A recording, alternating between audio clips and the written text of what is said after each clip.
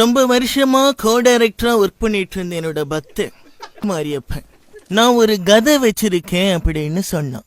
நான் என்ன சைஸ்ன்னு கேட்டேன். அதுக்கு அவன் சொல்லுறான், சுவாமி இன்ச்சி டேப் எடுத்துட்டு வரல, இன்ட்ரெஸ்ட் இருந்தா சொல்லுங்க, இப்பவே அந்த பக்கம் போகலாம்னு கதையவே மாத்துறான்.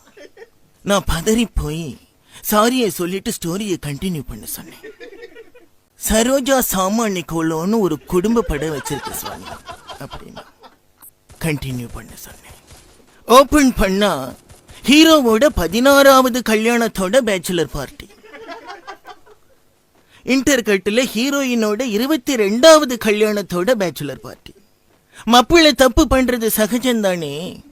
குடி போதையில கண்ணுல படுறவா கழுத்துல எல்லாரும் 2 பேரும் மாறி மாறி தாலி கட்டிக்கிறார். தாலி காலியான அந்த சிச்சுவேஷன்ல 2 பேருமே மணவரையில வந்து உட்கார்றாங்க. தாலி இல்லாம மண்டபத்துல ஒரே பதட்டம்.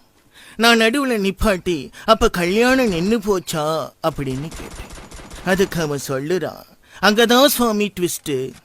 அந்த ஹீரோயினோட 106வது லவ் வர வழியில ஒரு ஆன்டியோட கழுத்துல இருந்து ஃப்ரெஷ்ஷா அறுத்துட்டு வந்து அவ முன்னாடி நின்னு ஒரு கேள்வி கேட்கறான். மயான அமைதியா இருந்த மணவரையில மாப்பிள்ளை மட்டும் தனியா உட்கார்ந்துருக்கான். அந்த இடத்துல போடுற சரிய பிலிம்பை ஓல் மாரியப்பன். தம்பி, உன் பேரு கோள் மாரியப்பனாச்சே, ஏன் திடீர்னு ஓள் மாரியப்பன்னு போடுற அப்படின்னு கேட்டேன். அது ஓள் மாரியப்பன் இல்ல சார், ஹோள் மாரியப்பன். என்னுடைய கதையில அனாவசியமா யாரும் ஓட்டு இருக்குன்னு சொல்லிடக்கூடாது அப்படிங்கிறதுக்காக நானே போட்டுட்டேன். சரிப்பா, இதுல என்ன மக்களுக்கு மெசேஜ் சொல்ல வர நீ அதை சொல்லு அப்படின்னு. இது கூடவா புரியல சுவாமி.